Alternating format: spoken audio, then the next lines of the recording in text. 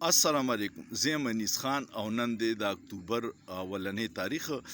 ډیر اهم ډیولپمنټس روان دي خو د هغې نه مخکې یو غلطي چې پرون ما نه په ویډیو کې شوې وه ویډیو ما کړې وه د اسرائیل او د امن معاهدې باره کې هغې کې ما ویلي چې د مصر یو صدر او هغه چې کله کیمپ ډیوډ معاهده وکړه نو هغه دا ویلي چې دا ما په خپل ډیث وارنټ باندې دستخط وکړو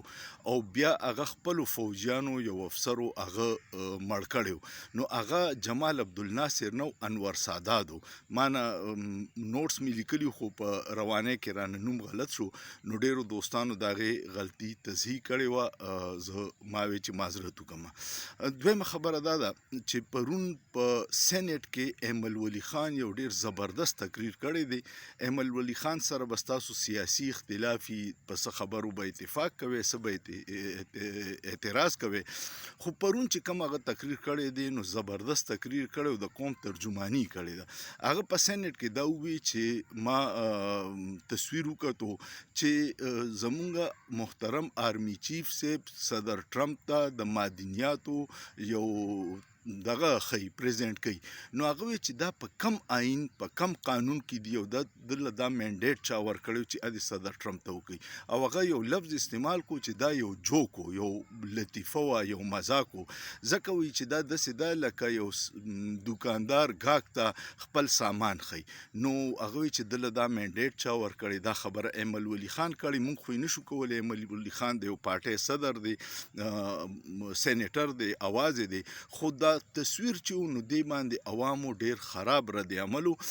اظهار نشو کولی دلته کې قانون د یری ډیر زیات روان دی خو احمد ولی خان چې اواز چوت کو نو دغه د قوم اواز و چې دا د منډیټ د زموږ د آرمی چیف صاحب نه دی معدنیات خو به ورته یو عام سړی پریزنټ کړي چې یاره دا موږ سره دي کو تاسو هلې نو دا تصویر چې دی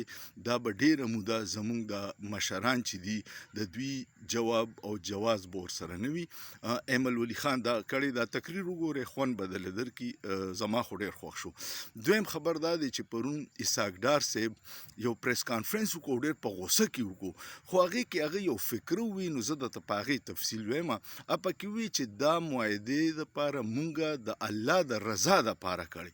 ما دپاره دا ډېر د خوشحالۍ خبر و چې زمونږ حکمرانان د الله رضا هم پکې خیال ساتي خو د الله رضا آیا په دې کې دا چې 15,000 فلسطینیان اسرائیل شهید کړه اوس د هغې سړي سره لاس میلاو کې آیا د الله رضا په دې کې دا چې فلسطینیان د دغې منصوبې مطابق به فلسطینیان د دې ځای نه بېدخله کوي آیا الله رضا په دې کې دا چې د حماس او د هر هغې ګروپ نه چې د اسرائیل خلاف جنګیږي د هغې نه به وسله الي او څوک به یې تیلي مسلمان فوج به هلته تعینات کوي وساګډار په خپله ووایي چې 100,000 انډونیشیا افر کړي دي او زمونږ هم فیصله به حکمرانان کوي چې مونږ به څومره فوج لیږو نو دا مسلمان فوج حماس ته ودرئ او اسرائیل به محفوظ وي نو آیا دا د الله رضا ده ډېر عجیبه د بېوقوفتوب پریس کانفرنسو کومه غلطي چې کړې ده کم چې په قوم 99% قوم په دې باندې ډېر زیات رنجیده دی خفه دی او دوی ولې اوس د الله رضا نوم ورکوي بیا څه چلو شو چې صدر ټرمپ سره د نیتنیاهو پریس کانفرنس وشو هغه کله بار راووتو نو هغه خپل قوم ته په عبراني ژبه کې دی چې لوکل کومه ژبه پای کې دا وی چې درې خبرې وکړې یوې دا وی چې زه د غزا نه بالکل نه وځم دویمه دا وی چې فلسطین ریاست نه منم او درېیمه دا وی چې ما تاسو ته نه وی چې دا مسلمان ملکونه به ټول زما سره ودرېږي او د فلسطینیانو سره به نه ودرې نو دا خپل قوم ته رښتیا وي هغوی دروغ زموږ غونته نه کوي چې په بندو کمرو باندې بندو کمرو کې سرنډر کړي فیصلې کړي او قوم ته نه خبر نو د اسحاق ډار دا یو خبره وه درېیم یو خبره دا ده چې پرون نه تاسو کتلی دي چې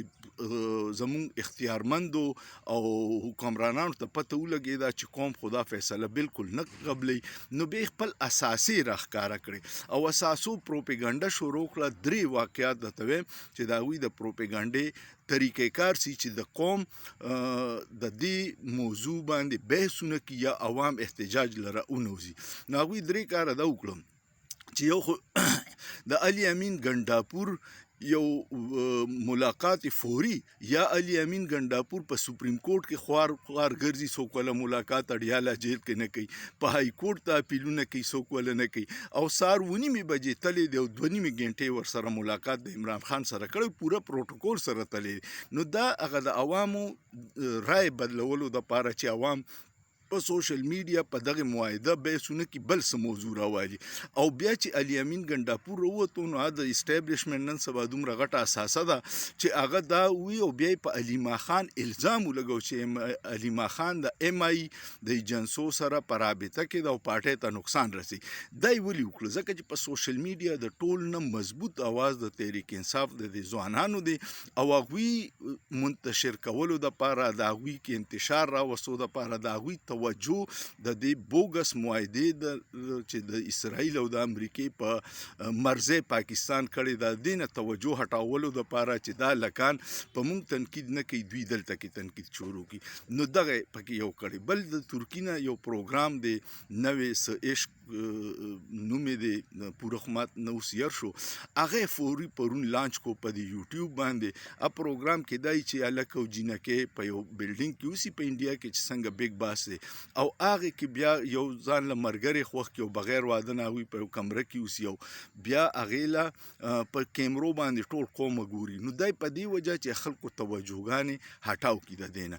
درېیم یې دا کار وکړو چې د عمران خان یو زوړ بیان دی، د هغې یو کلیپ ټوټې وکړه، هغې دغه کړه شیر کوله چې دا خو عمران خان هم د 2 ریاستي حل خبره کوي، خو پوره ټوټه یې نه کوله. خو د تحریک انصاف د هلکان تکړه دی، هغوی پوره ویډیو راوویسته.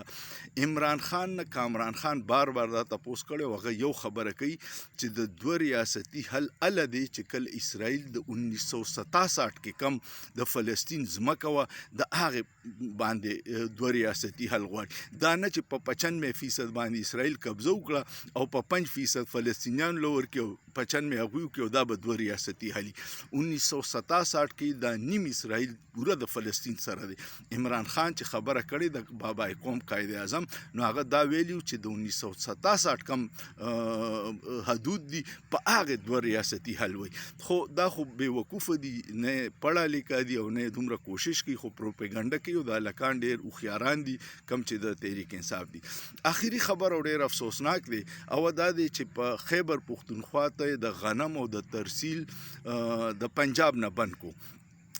تاسو ته پته ده چې زمونږ صوبه د ټولو نه وړه صوبه ده د ځمکې په لحاظ سره، او زمونږ 80% د غنمو ضرورت د پنجاب نه پوره کیږي. خو مونږ چرې دا نه دي کړی چې پنجاب دا بند کړو، نو مونږ په بجلی بند کړو. توربیلې نه 5000 میګاواټ بجلی جوړیږي، زمونږ ټوټل 2700 میګاواټ ضرورت دی، هغې کې په مونږ لوډ شیډنګ دی، او نور ټول د پنجاب فیکټریانو ته روان دي. په شکردره کې ګیس راوځي، دلته کې اکثر ګیس لوډ شیډنګ او ټول د پنجاب کارخانو ته ځي. نو کو چرې دا بېوقوفتیان شروع شي چې پنجاب په خلکو باندې اوړه او غنم بند کړي، او بیا په موږ هم دا بند کړي، په کار زموږ حکمرانانو چې دوی ته پته ولګي چې هسې رسو پخېږي. خو دا په صوبو کې په قص نفرتونه پیدا کوي، او دا وفاق ته نقصان رسي. دا نوټیفیکیشن چې چام کړی دی، په کار ده چې ذمهواران خلک په دې خلاف ایکشن والي. پښتنو له نه دا اجازه، بیا به صوبې له دا اجازه هم نه ورکوي چې ځان له غنم امپورټ کړي د بهر نه، د روس نه یا د بل ملک نه، نو اجازت به هم نه ورکوي. اټک هم ورته بند کو، نو موږ به خلک څه کړي؟ کاڼي به خورو. نو دا ډېر غلطې فیصلې دي، دې خلاف اواز چوتول پکار دي. امید لرم چې تاسو به په پس منظر پوه شوي. ویډیو کوم خوښه شوه کمنټ وکړئ، لایک یې کړئ، شیر یې کړئ، او سوچ پې وکړئ، په سوچ کې څه ګناه نشته.